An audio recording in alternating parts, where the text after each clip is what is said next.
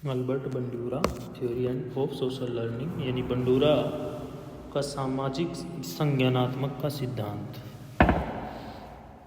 एक जो Albert Bandura है वो एक साइकोलॉजिस्ट थे, स्टैनफोर्ड के एक प्रसिद्ध साइकोलॉजिस्ट थे।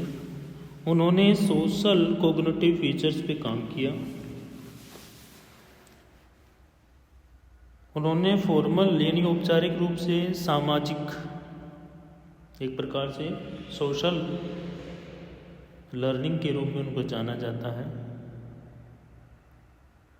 उन्होंने सोशल लर्निंग थ्योरी को दिया है और वे दावा करते हैं, वे बताते हैं, क्योंकि जो ह्यूमन बीइंग्स है, जो मानव है, वो कोग्निटिव फोकस पे काम करता है, नॉलेज लेवल पे काम करता है।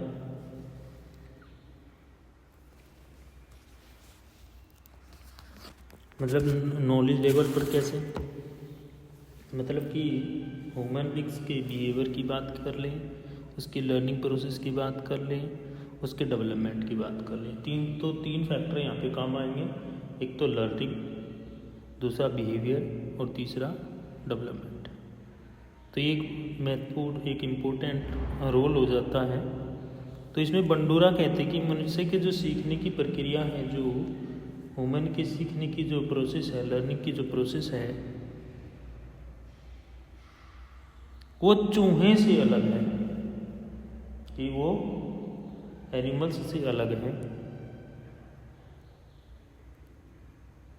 क्योंकि कॉग्निटिव फीचर्स सबसे ज़्यादा ह्यूमन बीइंग्स में होंगे, न कि एनिमल में। क्योंकि एनिमल में कॉग्निटिव इतने फीचर्स नहीं होते जितने ह्यूमन बीइंग्स में होते हैं।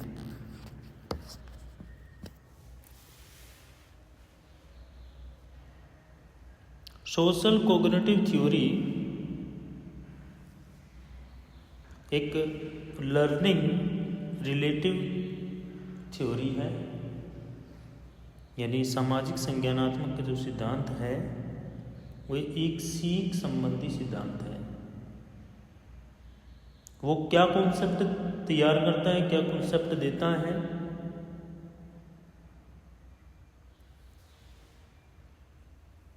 वो कॉन्सेप्ट देता है कि जो ह्यूमन बीइंग्स है, जो मनुष्य है, वो एक दूसरे को देख करके सीखता है। जो ह्यूमन बीइंग्स है, जो मनुष्य है, वो एक दूसरे को देख करके क्या करता है? सीखता है।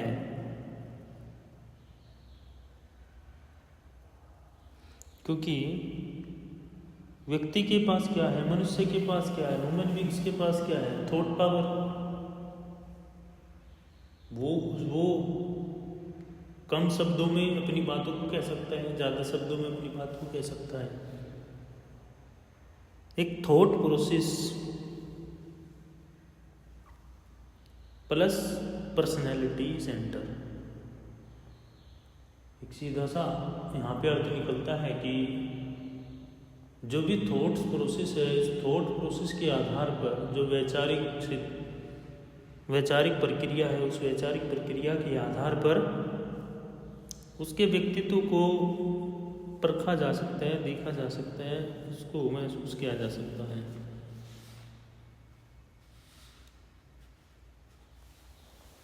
दूसरा यहाँ पे चीज़ें आ जाती हैं कि जो थ्योरी है, जो सोशल लर्निंग थ्योरी है, वो थ्योरी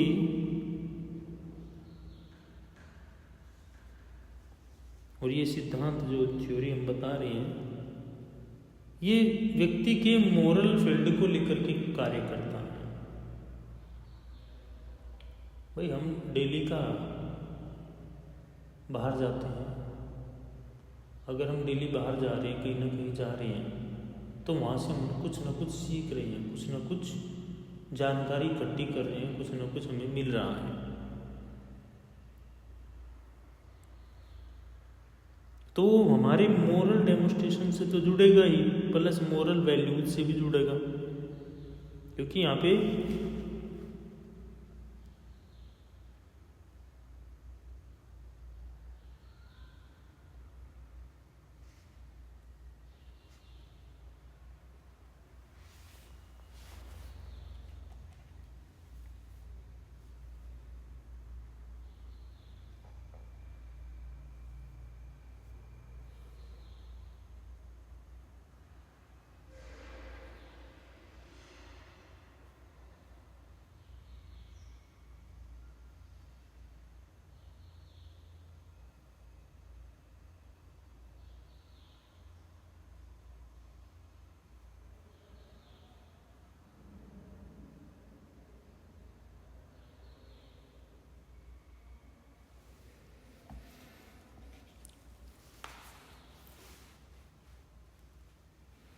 अब मनुष्य क्या है, अगर जो चीज़ें देख रहा है, जो चीज़ें लर्निंग में उसकी है,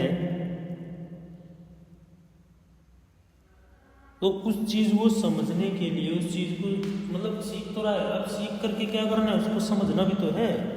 अब प्रोसेस क्या दे रहा है, ये प्रोसेस यही सामने सीधे से वो आ रहा है कि अगर हम प्रैक्टिकली किसी बच्चे पे ट्रायल करें कि बच्चे ने क्लास में कितना सीखा और सीखने के प्रति उससे हम समझाने का ज़्यादा प्रयास करें। एक तो सीखने की प्रोसेस है, दूसरा समझाने की भी प्रोसेस है। तो समझाने के लिए क्या करना पड़ेगा, हमें कोई ना कोई एक्सपेरिमेंट लेके आना पड़ेगा, बच्चे के सामने दिखाना पड़ेगा। अब हम दूर ही दूर कहते रहे बच्चे जी कि ये एप्पल है, ये एप्पल है, एप्पल एप्पल मीन्स सेब है। अब एप्पल मीन्स सेब तो है, अब सेब उसको पता नहीं कैसा है। जब तक हम उसको सेब नहीं दिखाएंगे तो क्या समझ पाएगा उसको क्या ये एप्पल है। अगर भाई आपको जंगल में ले जाके छोड़ दिया जाए, अब बताओ ये पेड़ किसका है, ये पेड़ किसका है, आपको पता ही नहीं, बता दोगे? नहीं बता पाओगे। तो क्या होता है यहाँ पे, मतलब देख करके हम सीखते हैं। और दूसरा, जो चीज़ हमें दिख रही है, जो चीज़ें हमारे सामने आ रही है, उस चीज़ से हम क्या कर रहे हैं, सीख रहे हैं। सीखे तो इन्होंने एक एक्सपेरिमेंट किया, अल्बर्ट बंडूरा ने एक बोबो डोल, क्या एक बोबो डोल पर एक्सपेरिमेंट किया, जिसमें क्या है, जैसे गुड़िया व्यवहार करती है, जैसे वो डोल बिहेवियर करती है, वैसे ही उसके बारे में स्टडी करनी पड़ेगी। उसकी वो जो जैसे करेगी ऐसे ही बच्चे रिपीट करेंगे। और वो एक वीडियो दिखाई गई बोबो डोल की बच्चों के सामने, एक बच्चों का ग्रुप बना लिया गया, तो ग्रुप में बच्चों के सामने वो वीडियो दिखाई गई। उसमें उस वीडियो में देखो, इनका मेथड सीधा एक लॉजिकली मेथड था। एक लॉजिकल मेथड क्या था, थ्योरी ऑफ सोशल लर्निंग को था। अब थ्योरी ऑफ सोशल लर्निंग को इन्होंने कैसे देखा कि क्या हम एक बच्चे से शुरुआत करते हैं और वीडियो से शुरुआत करते हैं, क्योंकि बोबो डोल की जो वीडियो है वो बच्चों के ग्रुप में दिखाई गई, जिसमें क्या है कि वो कभी तो उग्र हो जा रही है, कभी हिंसक, कभी तो मारपीट कर रही है, कभी, है ना। दूसरा, उसका एक निष्कर्ष निकाला गया कि ये उग्र हो रही है, मतलब उत्तेजित हो रही है ज़्यादा, या फिर हिंसक हो रही है, मतलब पीट रही है, कभी तोड़ फोड़ कर रही है। तो अल्बर्ट बंडूरा ने जब ये वीडियो बच्चों को दिखा दी गई, तो उन्होंने एक कंक्लूजन निकाला, एक निष्कर्ष निकाला। जिन बच्चों ने हिंसक वाली वीडियो देखी, जिन बच्चों ने लड़ाई झगड़े वाली वीडियो देखी,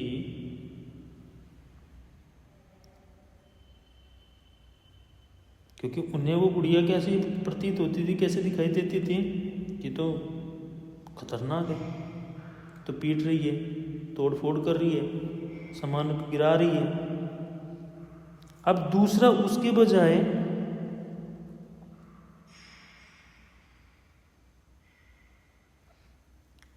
अब यहाँ पे दो कैटेगरी के बच्चों को अगर हम देखें कि एक ने जिन्होंने वीडियो देखी और एक ने जिन्होंने वीडियो नहीं देखी। जो बोबो डोल की वीडियो है वो बच्चों ने, एक ने तो देख ली वे 3 बच्चों ने देख ली, 3 बच्चों ने नहीं देखी। 3 बच्चों ने जिन्होंने देखी उन्होंने उसके बारे में बता दी कि कैसे कैसे वो कर रही है, कैसे कैसे। अब 3 बच्चों ने जिन्होंने नहीं देखी, तो यह प्रयोग सोशल बिहेवियर थ्योरी को लेकर के या सोशल कोग्निटिव थ्योरी को लेकर के उन सभी बच्चों पर अप्लाई किया गया, जिसमें क्या है कि जो भी चीज़ें हमें दिखाई दे रही है उसके प्रति हम क्या करते हैं, वही बिहेवियर करते हैं। अब बहुत बार क्या होता था, अब तो पहले तो क्या था, नाम बहुत पुरानी जैसे हमारा नाम है, बहुत पुराने नाम रखते थे ना। अब यहाँ से देखते हैं, एक एग्जांपल सेट करते हैं, यहाँ पे कोग्निटिव सोशल कोग्निटिव को लेके चलते हैं। अब जो नाम रखे जा रहे हैं, आप सीरियल्स जो देखते होंगे, मुझे नहीं पता, जो भी सीरियल्स वगैरह देखता है, मूवीज़ वगैरह देखते हैं, अब वो नाम वहाँ से कुछ चिन्हित होकर आते कि अच्छा हम भी ऐसे ही रखेंगे। दिख रहा है ना, जो चीज़ उसमें बताई जा रही है उसको यूज़ करेंगे कि नहीं, हाँ अच्छा ये चीज़ आ रही है मार्केट में, अच्छा इसको देखेंगे, यूज़ करेंगे, इसको लाएंगे। जो चीज़ आपको दिख रही है इसके माध्यम से, वो चाहे वो सोशल मीडिया हो, चाहे वो आपको कोई सा भी माध्यम है, मतलब एक जो प्लेटफॉर्म जो डेमोस्ट्रेटिव मेथड है जिसमें आपको दिख रहा है जो चीज़, उस चीज़ को आप करने की कोशिश करते हैं।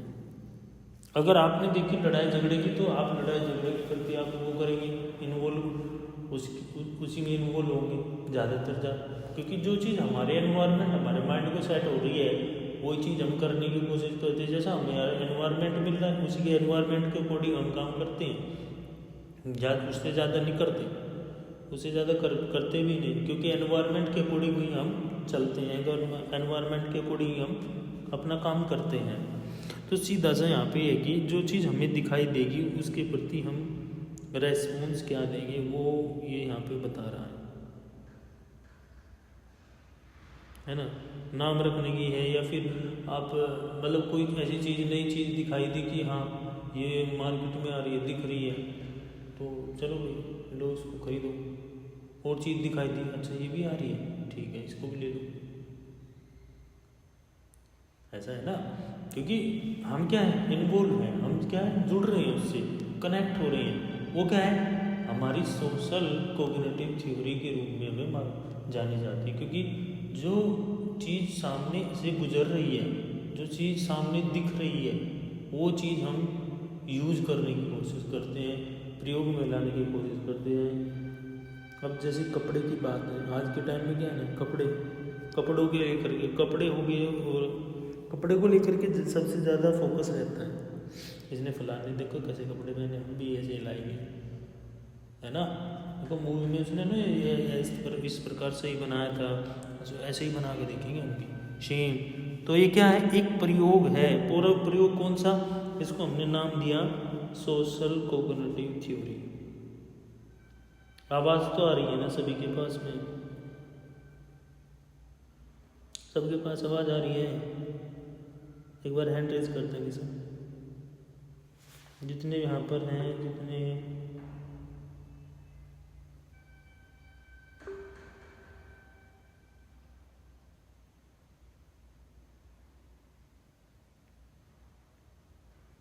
देखो, जो भी इनएक्टिव है वो इनएक्टिव मत रहा करो, ये थोड़ा सा है ना, क्योंकि यहाँ पे ना थोड़ा सा अगर आप थोड़ा सा कोऑपरेट करेंगे ना, तो वो चीज़ें आसान हो जाएंगी। फिर अगर मैं आपसे कुछ पूछता हूँ तो वो चीज़ें फिर आसान हो जाएंगी। आसान क्यों हो गई, क्योंकि दोनों तरफ से क्या है, कम्युनिकेशन होगा। कम्युनिकेशन का तरीका यही है। तो इस जो ये वीडियो जो दिखाई गई, चाहे वो घटना से रिलेटेड है, चाहे वो बिहेवियर से रिलेटेड है, तो उसका सीधा सा इफेक्ट किस पे पड़ रहा है, सामने वाले पे, जो भी उसको देख रहा है, वो किस प्रकार की वो देख रहा है, वो उसको सीख रहा है। क्योंकि बच्चा आज के टाइम में क्या है, इसी पे काम कर रहा है, जो चीज़ उसको दिख रही है वो करने की कोशिश कर रहा है,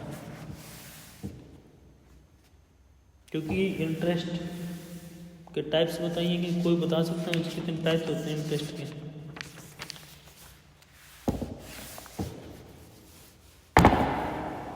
टाइप्स कितने होंगे इंटरेस्ट के? गूगल मत करना, वैसे बता दो अगर पता है तो। पता है किसी को? रुचि कितने प्रकार की होती है? रुचि कितने प्रकार की होती है, कोई बता सकता है?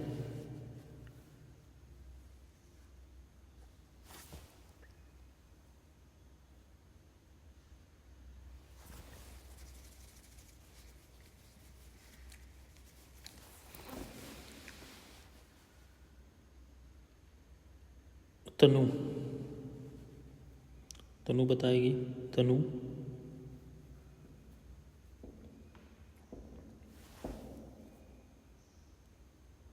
तनु, विनीता। Yes sir. तनु बताएं रुचि कितने प्रकार की होती है, पता है?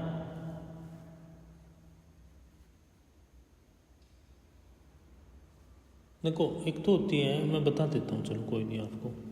एक होती है जन्मजात, एक होती है अर्जित। जन्मजात से जो हमें जन्म से लेकर चलती है, और दूसरा अर्जित, जब जब आप बड़े हो जाते हैं, बाहर जाना शुरू कर देते हो, आप कोई ना कोई इंटरेस्ट, आपको कोई ना कोई चीज़ आपके इंटरेस्ट में आ जाती है। कोई चीज़ आप नहीं खाते हैं वो चीज़ खाने लगते हैं, कोई चीज़ आपने पहले नहीं खाई वो खाने लगते हैं, कोई चीज़ आपने नहीं की वो आप करने लगते हैं।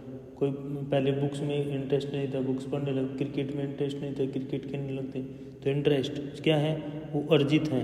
अर्जित मतलब बाद का है। पहला जो है वो जन्मजात है। जन्मजात मतलब जो घर में जो भी मिल रहा है, जो चीज़ आपको पहले से पसंद है वो चीज़ है, खाने में या फिर पहनने में या फिर पढ़ने में या खेलने में, ठीक है ना। जो चीज़ हमारे इंटरेस्ट में होगी उसको हम अच्छे से करते हैं।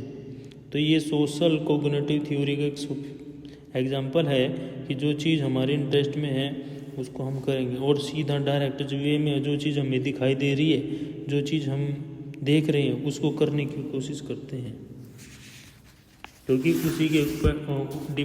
उसी पर डिपेंड क्या होता है हमारा बिहेवियर। क्योंकि कहते हैं ना, जैसी संगत होती है वैसी रंगत होती है। संगत का असर सीधा सीधा पड़ता है।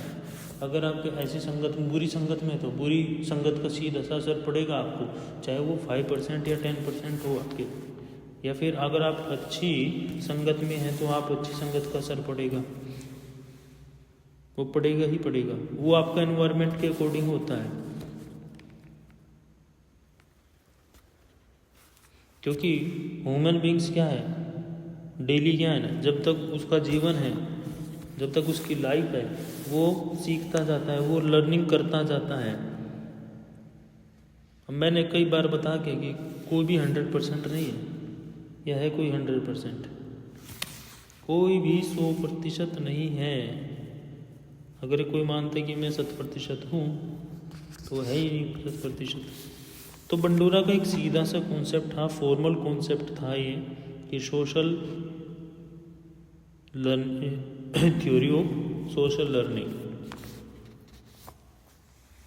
बस यहाँ पे क्या है, उसके स्वभाव की, जो भी उसका स्वभाव है, जो भी उसकी क्रिया प्रतिक्रियाएँ हैं, जो भी उसकी प्रोसेस है एक ह्यूमन बिहेवियर की, ह्यूमन बिहेवियर से रिलेटेड सारी चीज़ें यहाँ पे आ जाती हैं cognitive theory of social learning में। ये सीधी सी आ जाती है यहाँ पे, बिहेवियर को लेकर के या उसके एनवायरनमेंट को लेकर के, उसमें चेंजिंग को लेकर के सबसे ज़्यादा फोर्स मतलब जो यहाँ पे डाला गया वो चेंजिंग को लेकर के, उसके एनवायरनमेंट को लेकर। एक बच्चा पढ़ता नहीं है भाई, घर में पढ़ने की व्यवस्था नहीं है, बच्चे को लाइब्रेरी भेजना शुरू। कितने स्टूडेंट जाते हैं लाइब्रेरी, बताना मुझे एक बार।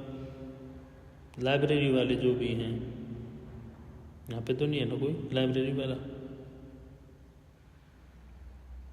83.57% स्टूडेंट लाइब्रेरी की तरफ दौड़ रहे हैं। हटाया NTI का देखो मतलब वो है कि ना, बाहर जाके सोच रहे कि हम वो 1 घंटा 2 घंटा वहाँ रहेंगे या फिर 3 घंटा 4 घंटा रहेंगे तो हम वहाँ पे पढ़ लेंगे, हमें क्या है एक माहौल मिल जाएगा। तो जो वहाँ पे माहौल की चेंजिंग की जो वहाँ पे बात हो रही है ना एनवायरनमेंट की, तो ये सीधा सा कॉन्सेप्ट वहाँ पे सेट होता है थ्योरी ऑफ सोशल लर्निंग। वहाँ पे जो चीज़ हम करेंगे वो चीज़ हम जो जैसा हमारे चारों तरफ का एनवायरनमेंट होगा वो चीज़ हमें दिखा हम सीखेंगे, वही चीज़ हमारी लर्निंग बेसिस बनेगी, प्लस हम जो चीज़ देखेंगे उसका सीधा सा इफेक्ट हमारे ऊपर पड़ेगा। क्योंकि सामने वाला जैसा करता है उसी के प्रति जो भी रिएक्ट आएगा, वो एक पर्सन जो इस चीज़ में इन्वॉल्व है। तो इसमें 4 स्टेप्स भी बताए गए, इसमें 4 स्टेप्स भी बताए गए। तो मतलब यहाँ पे 2 मनोवैज्ञानिक ने एक साथ काम किया है, 2 साइकोलॉजिस्ट ने एक साथ काम किया, एक तो अल्बर्ट बंडूरा ने और दूसरा रोस ने। रोस ये कहते हैं और बंडूरा ये कहते हैं कि अनुकरण के 4 चरण होते हैं। जो अनुकरण होता है, अनुकरण का मतलब क्या बताओ?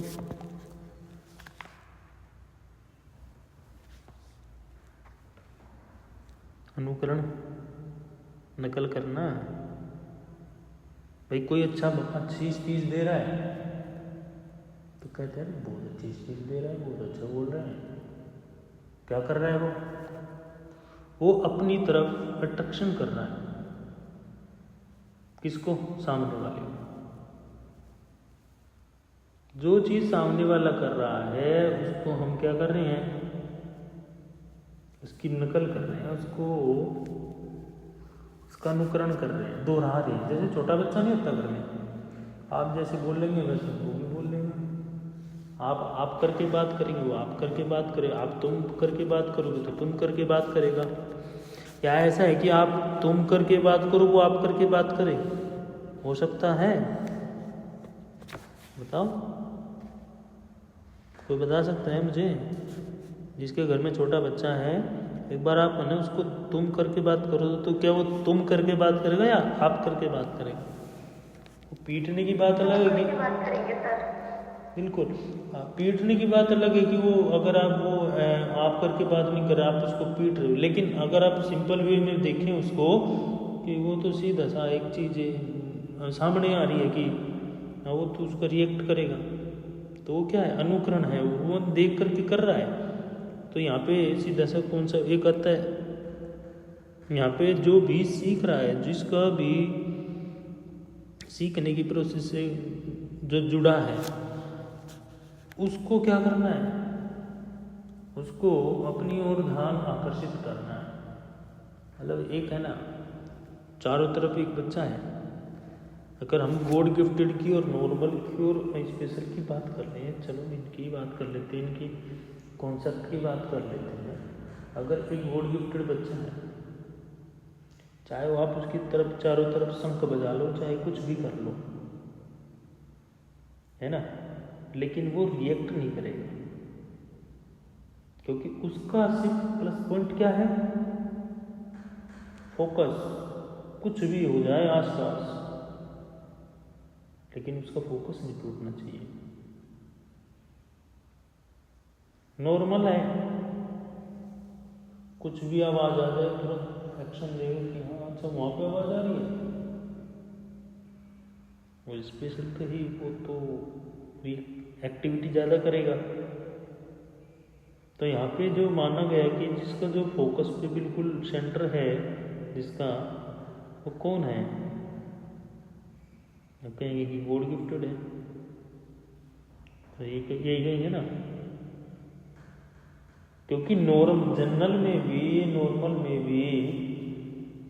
जिनका नॉर्मल IQ लेवल है उनमें भी ऐसे बच्चे हैं ऐसे कि अपना फोकस टूटने नहीं देते। हम सबको नहीं 100 जो स्ट्रेंथ है उसको 100% में नहीं ले रही है, हम कुछ परसेंटेज में ले सकते हैं, 100 में नहीं ले सकते। सबको 100 में नहीं ले सकते, कुछ परसेंटेज है निर्धारित है, जैसे 38.5 है या फिर 68.3 है जनरल की, और स्पेशल की तो बस उसमें कम आ जाएगी, परसेंटेज ही कम आ जाएगी। तो एवरेज बेसिस होता है वो सिर्फ जनरल और गॉड गिफ्टेड के लिए आता है ज़्यादातर। तो इस चीज़ का थोड़ा सा ध्यान रखना कि अगर हम किसी का एवोल्यूशन करें इसको लेकर के, सोशल लर्निंग को लेकर के, तो वहाँ पे चेक कर लें तो बिहेवियर को, एक उसके एनवायरनमेंट को, एक उसमें चेंजिंग को, और दूसरा फॉर्मल सोशल को। तो वहाँ पे सारी चीज़ चेक आपको करनी पड़ेगी। भाई कोई कहीं आप ऐसी जगह गए जहाँ पे आप पहले गए नहीं और कोई वहाँ पे आपको जानता नहीं, तो क्या करेंगे? सबका तो आपके आप जैसा बिहेवियर नहीं है, आपकी जैसी थिंकिंग नहीं है, पोर्टफोलियो सबका सेम नहीं है, तो क्या करेंगे? पहले वहाँ पे थोड़ा सा बैलेंसिंग करके चलेंगे, जानने की कोशिश करेंगे। तो वहाँ पे ये जो प्रिंसिपल है, ये जो थ्योरी है, ये वहाँ पे काम आ सकती है। चाहे आप मॉडल के रूप में है, चाहे वो आप एक गायक के रूप में हो, चाहे टीचर के रूप में हो, बस ये है कि आप सक्सेस होना चाहिए। भाई आप बाहर जानते हैं, आपको कोई जानता है, तो वहाँ पे तो टाइम लगेगा, आपको 1 महीना लग सकता है, 2 महीने लग सकते हैं। और आपको कोई जानता है कि फेमस है, कि हाँ सोशल मीडिया पे फेमस है, जैसे रियल की दुनिया को छोड़ के रील्स की दुनिया में कदम रख दिए ना, तो रील्स वाली जो दुनिया है वो थोड़ी सी अलग है। उसमें रीइंफोर्समेंट तो मिलता नहीं, उसमें सिर्फ क्या है, उसमें अपने थिंकिंग प्रोसेस को बढ़ावा दे सकते हो, कि क्राइटेरिया वहाँ पे फिक्स है, क्योंकि अलग अलग थिंकिंग्स सबका एक थोड़ी है, ये सबकी थिंकिंग एक है, ऐसा तो हो ही नहीं सकता।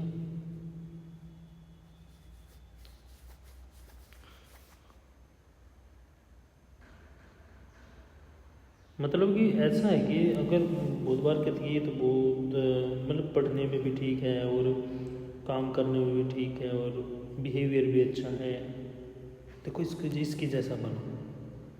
बहुत सारे रहते हैं ना, जैसे पेरेंट्स बोलते हैं, फैमिली में कहती है, देखो हेलो पड़ोसी है, पड़ोसी की जो बच्चा है वो फर्स्ट पोजीशन उसकी आ गई, किसी कोई कोर्स वगैरह कर रहा है, देखो फला के बच्चा है ना वो वहाँ से इतने अच्छे से वो करके आया और देखो सक्सेस हो गया।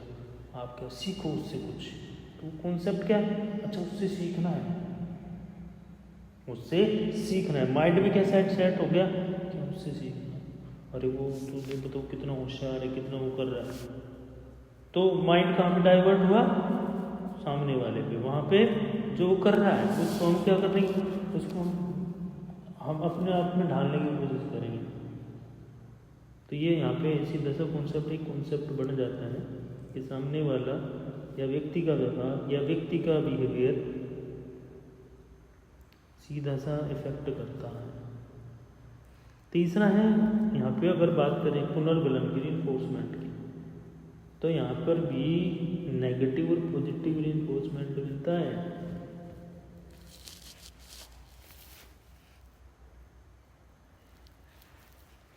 भैया आपने कोई कार्य किया, आपने कोई काम किया, घर में भी काम किया, बाहर काम ऐसा कर दिया, सब कहेंगे बहुत बढ़िया, बहुत अच्छे, वेरी गुड, दैट्स लाइक, तो आपका है रीइंफोर्समेंट क्या, अच्छा है बहुत बढ़िया, और करो, मतलब एक मतलब भूख कितनी नहीं लगेगी जितना आपको रीइंफोर्समेंट मिल जाएगा, है ना, फिर भूख लगना बंद हो जाएगी आपको। फिर एक तरफ से आया क्या, नेगेटिव, वहाँ पे क्या है ना, जैसे हम सोशल मीडिया पे कोई चीज़ हमने अपलोड की, जैसे हमने ना कोई पिक्चर अपनी अपलोड कर दी और वहाँ पे कमेंट सेक्शन होता है, कमेंट सेक्शन में कमेंट आ रहे हैं, कोई पॉजिटिव कमेंट, कोई नेगेटिव कमेंट, कोई पॉजिटिव कोई नेगेटिव। अब पॉजिटिव पे भी ध्यान, जो पॉजिटिव वाले कमेंट है उन पे हम ध्यान दे रहे हैं, अरे बहुत बढ़िया दे। नेगेटिव वाले में हम निराशा हो रही है कि हमें ये काम करना ही नहीं है। होता है ना ऐसा?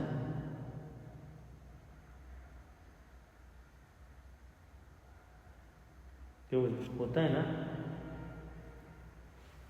मैं आपको एक सोशल लर्निंग थ्योरी के बारे में बता रहा हूँ ओनली, वो चीज़ आपकी प्रेजेंट से जोड़ दी बस मैंने।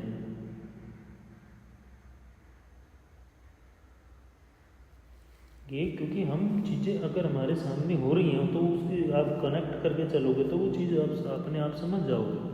क्योंकि नेगेटिव और पॉजिटिव दोनों चीज़ें साथ चलेंगी, आप हटा नहीं सकते, क्योंकि ये थिंकिंग बेस है, थिंकिंग बेस एंड बिहेवियर। आया कुछ समझ में नहीं?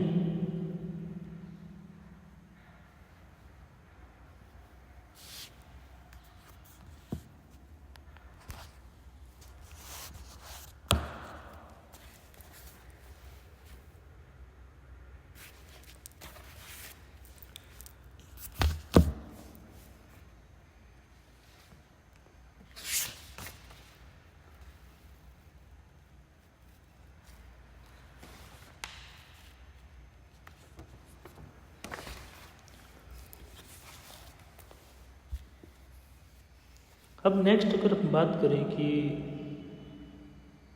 Social learning principle educational importance की बात करें, सामाजिक अधिगम का सिद्धांत, उसका शैक्षिक महत्व। क्योंकि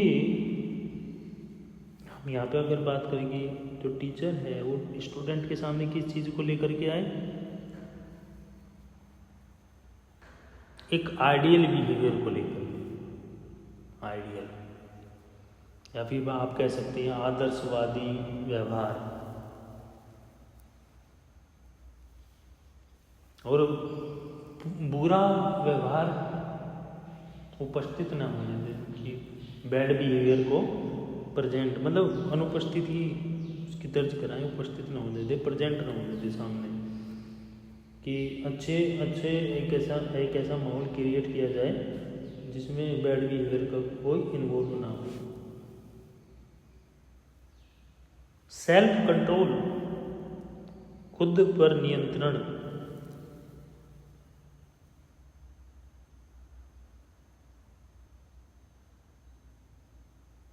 अब यहाँ पे क्या है, यहाँ पे एक चीज़ और हो सकती है, क्या हो सकती है, यहाँ पे जो टीचर है वो एक ऐसा कॉन्सेप्ट बनाए, एक ऐसा मैसेज तैयार करे जो सक्सेसफुल मैसेज हो, जो सभी के पास जाए, चाहे वो पेरेंट्स हैं या फिर सोसाइटी मेंबर है या स्टूडेंट्स हैं, जिससे कि सीधा सा क्या इफेक्ट पड़ेगा, उनके डेवलपमेंट पर इफेक्ट पड़ेगा। क्योंकि मैच्योरिटी जब आ जाती है तब ये चीज़ें होना शुरू हो जाती हैं, चाहे वो एक स्टूडेंट्स हो, चाहे वो गार्जियंस हो, चाहे वो फिर कम्युनिटी के कोई मेंबर हो। तो यहाँ पे सीधा सा जो इफेक्ट पड़ेगा वो हमारा कम्युनिटी फैक्टर पे पड़ेगा, स्टूडेंट्स पर पड़ेगा। लेकिन करना क्या है, यहाँ पे ऐसा मैसेज या ऐसी कोई बिलीवनेस देनी पड़ेगी जो उनसे रिलेटेड हो, जो उनको इफेक्टिव करे, जो अट्रैक्टिव करे।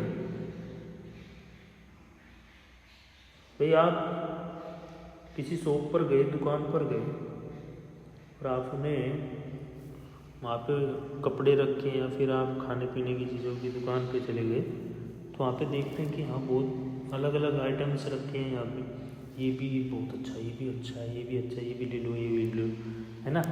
क्या है, वो क्या कर रहा है, आपको अट्रैक्टिव कर रहा है अपनी तरफ, चाहे वो लर्निंग बेस का हो या फिर एग्जाम्पलेशन बेस हो, चाहे वो हमारे सोशल एरिया से जुड़ा हुआ हो।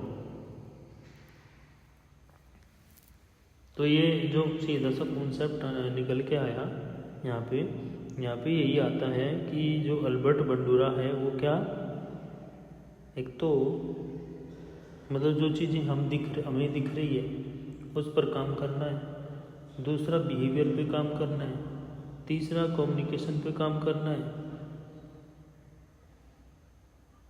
चौथा इसमें आपका formal and social learning theory पे काम करना है, बिहेवियर लर्निंग पे काम करना है, कॉन्सेप्ट पे काम करना है, रीइंफोर्समेंट पे काम करना है।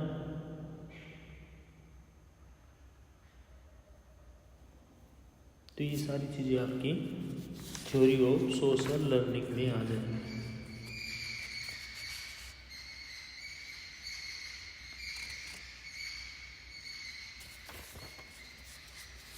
नेक्स्ट आ जाता है gene पियाजे, cognitive development of gene पियाजे थ्योरी। कोग्निटिव डेवलपमेंट, अगर जीन पियाजे की बात करें यहाँ पे, अब ये व्यक्ति ऐसा था, ये एक ऐसा पर्सन था जिन्होंने किसी पे कोई वो नहीं किया, परीक्षण नहीं किया, एक्सपेरिमेंट, इसने खुद के बच्चों पर एक्सपेरिमेंट कर दिया। इसने किसी दूसरे के बच्चे पे एक्सपेरिमेंट नहीं किया, इन्होंने खुद के बच्चे पे एक्सपेरिमेंट किया और उसकी स्टेजेस के बारे में पता लगाया। अब उस स्टेजेस से, अलग अलग स्टेजेस में इनका चेंजिंग क्या है, मतलब हर एक स्टेज में, जैसे आपकी इन्फेंसी है या फिर चाइल्डहुड है, एडोलसेंस है,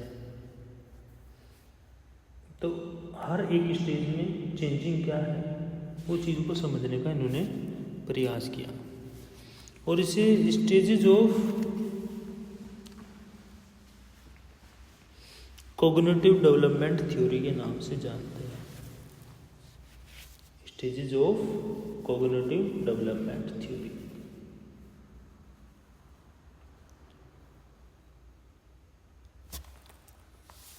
इसे अवस्था का सिद्धांत भी बोलते हैं, कहते हैं।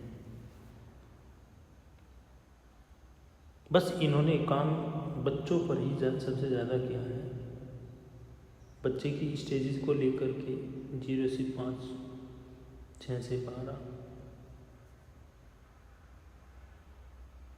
13 से 18, 18 से 25 ऐसे काम किया है।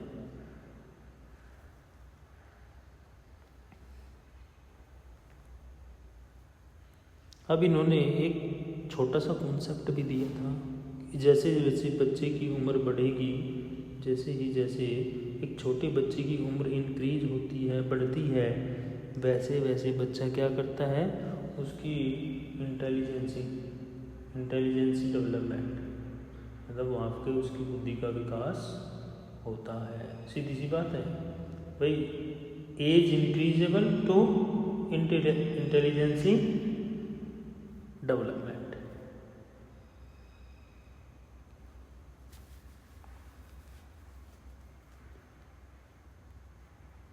क्योंकि बच्चे क्या है, पहले जो इजी चीज़ें हैं उनको सीखने की कोशिश करता है, उनको लर्न करने की कोशिश करता है, उनको जानने की कोशिश करता है, और जैसे जैसे उसकी उम्र बढ़ती जाती है वैसे वैसे वो चीज़ें और जानने की कोशिश करता है। 6 साल का बच्चा है, 6 से 12 साल का, 6 to 12 ईयर का बच्चा है, तो वो तो काफ़ी चीज़ें पता करना शुरू कर देता है, लेकिन आज की जनरेशन में पता कर देता है। छोटा बच्चा किसके घर में है बताओ, कर लेते है किसके घर में छोटा बच्चा? एक बार हैंड करना जिसके घर में भी है।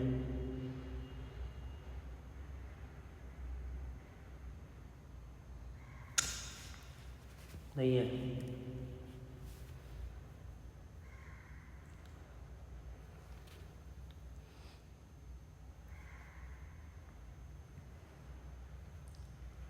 और जैसे जैसे उसकी उम्र बढ़ेगी, जैसे जैसे उसकी एज इंक्रीज होगी, वैसे वैसे क्या है, वो कठिन चीज़ों को सीखने की कोशिश करता है। कम उम्र में कम चीज़ें, ज़्यादा उम्र में ज़्यादा चीज़ें। एडप्टेशन, इन्होंने कॉन्सेप्ट दिए 3। एक तो दिया इन्होंने एडेप्टेशन, अनुकूलन, क्योंकि जैसा एनवायरनमेंट है उसी के अकॉर्डिंग अपने आप को ढाल लेना, उसी के अकॉर्डिंग अपने आप को चेंज कर लेना, वो तो हो गया एडेप्टेशन। दूसरा है समायोजन यानी एडजस्टमेंट, क्योंकि प्रीवियस नॉलेज से इसको जोड़ दिया गया। एडजस्टमेंट को किससे जोड़ दिया? Previous knowledge plus planning plus changing environment.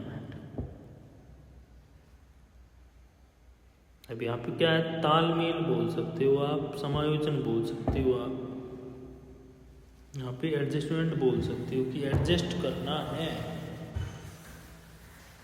आपकी जॉब लग जाती है तो ऑफिसली जो मेंबर होंगे एडजस्ट करना पड़ेगा वहाँ पे। अब एडजस्ट करने के लिए इस चीज़ को यहाँ पे लागू कर सकते हैं। एक तो प्रीवियस नॉलेज को कि हाँ हमारे जो पेरेंट्स हैं वो ठीक कहते थे, आपको सब जगह इस तरह से नहीं बिहेवियर करना है, ऐसे नहीं करना है। प्लस प्लानिंग, आपका प्लानिंग क्या है, प्लानिंग मेथड आपका क्या होना चाहिए, बिहेवियर प्लस पॉजिटिविटी। तीसरा चेंजिंग, अपने आप में क्या चेंज करें, चेंजिंग करें कि एनवायरनमेंट के अकॉर्डिंग अपने आप को ढाल लें। जैसे जो वहाँ के मेंबर्स हैं उनके बातचीत करना या फिर है ना, अपना एक कंट्रोलाइजेशन भी रखें, ओपनली ना हो। तो ये चीज़ें समायोजन से हमारी जुड़ी हुई है, एडजस्टमेंट से हमारी जुड़ी हुई हैं। आवाज़ तो आ रही होगी ना मेरी क्लियर, या नहीं आ रही है?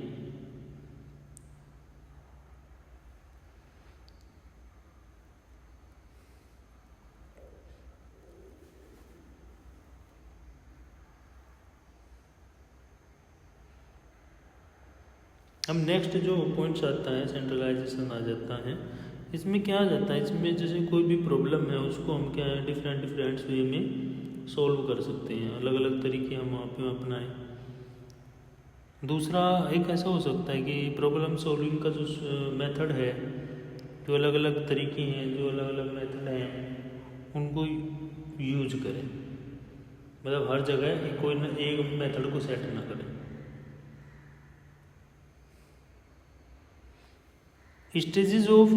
Steps of cognitive development theory, adaptation या कस्टमाइजेशन, अनुकूलन।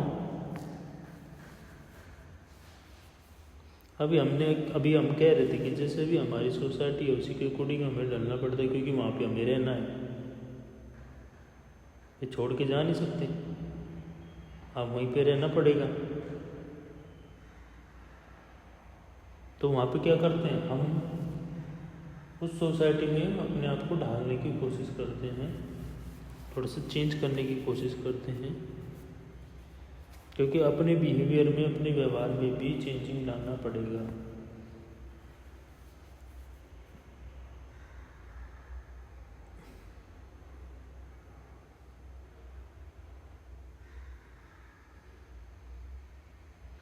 कहते हैं ना, उदाहरण के तौर पर जैसा देश वैसा भेष, एक बुक्स का कॉन्सेप्ट है। अगर रियलिटी, अगर प्रेजेंट में बात करें तो सारी चीज़ें अलग हैं,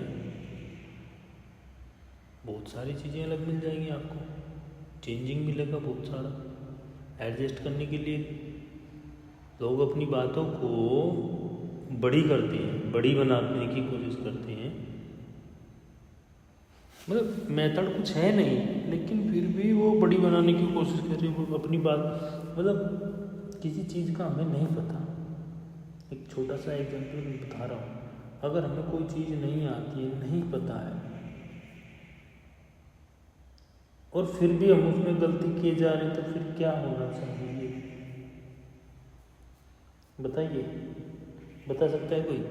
भाई एक चीज़ है और वो हमको नहीं पता, और हम एडजस्ट नहीं कर रहे हैं, और हम अपने आप ही कोशिश करेंगे लगे रहो, और पता है नहीं, उसके बारे में नॉलेज है नहीं, तो क्या करेंगे? एडजस्ट करेंगे नहीं, तो क्या कर सकते हैं वहाँ पे? कोई बता सकता है?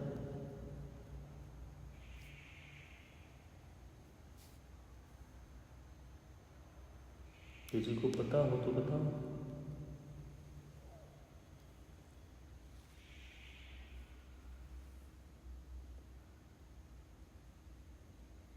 नहीं पता?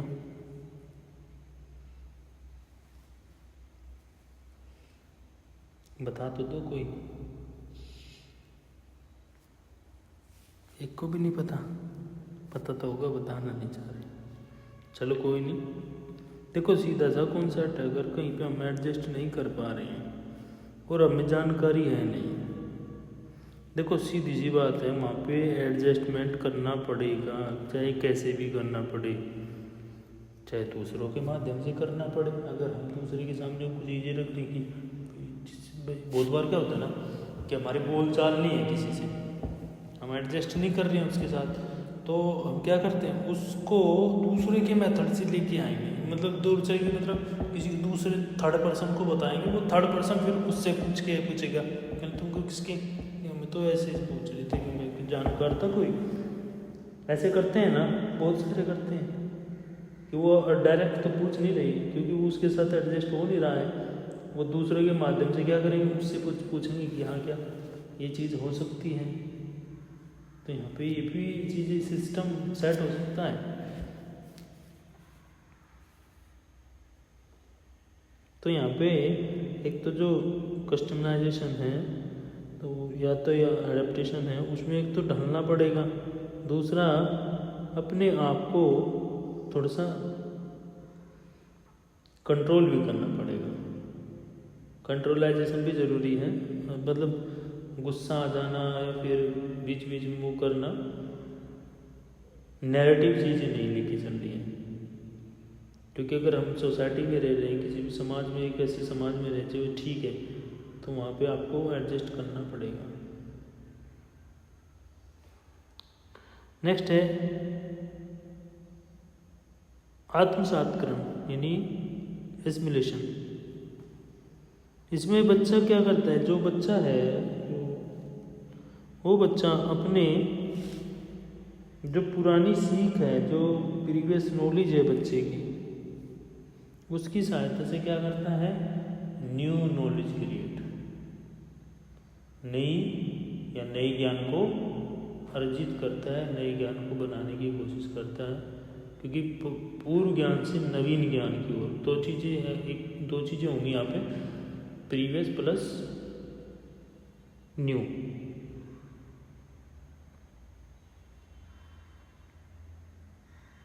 अब जैसे छोटा बच्चा है और वो साइकिल से चला रहा है, साइकिल से, तो बाइक तो आई जाएगी, उस पर आ जाती है कि नहीं आ जाती?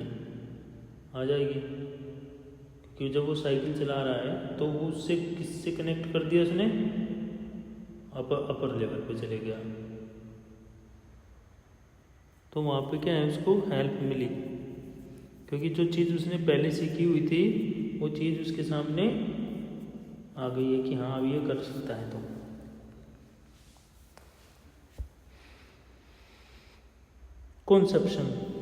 कॉन्सेप्शन में क्या है, बच्चा एक तो आत्मसात करेगा और दूसरा समायोजन, मतलब एक बैलेंसिंग, एक मिडिल बैलेंसिंग बनाने की कोशिश करेगा। एक मिडिल बैलेंसिंग मतलब एक ऐसा बैलेंस बनाने की कोशिश करेगी कि हाँ कोई दिक्कत ना हो, मतलब अपने आप को भी ना दिक्कत हो, दूसरे को भी दिक्कत ना हो।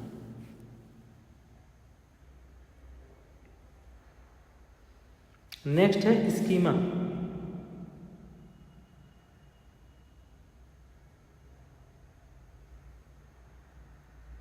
अब स्कीमा क्या है?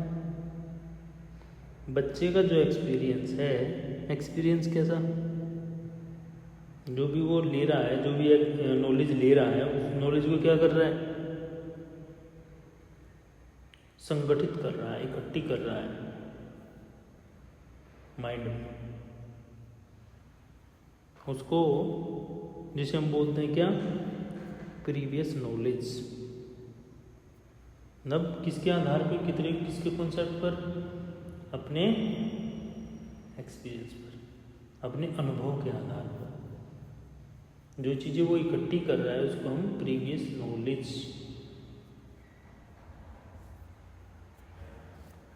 कॉग्निटिव स्ट्रक्चर, कॉग्निटिव स्ट्रक्चर भी बना।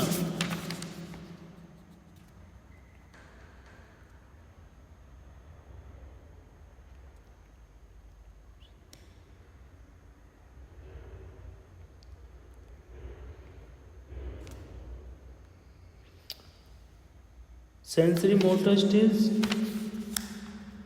Pre operational stage, concentrate operational stage और formal operational stage.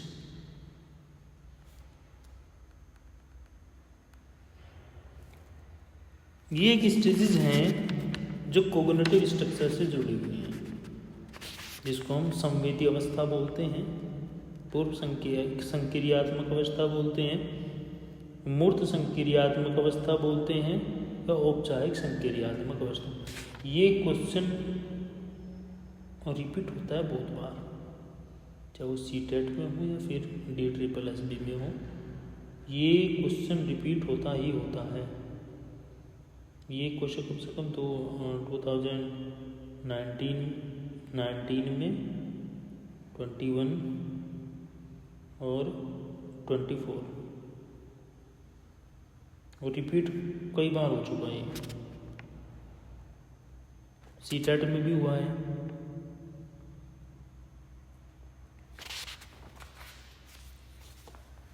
Mental operation और डिसेंट्रलाइजेशन।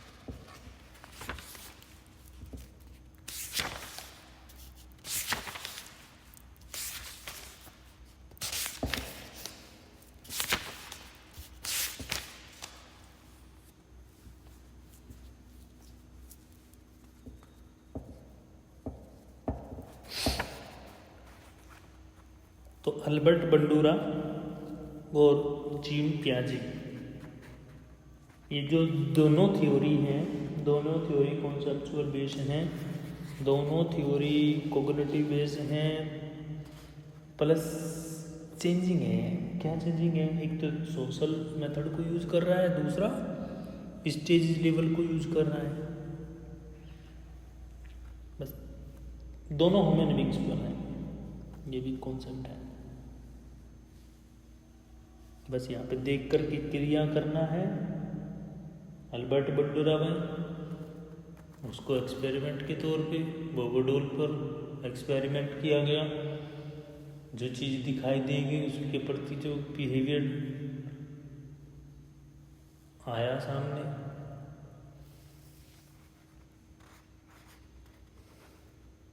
तो कल हम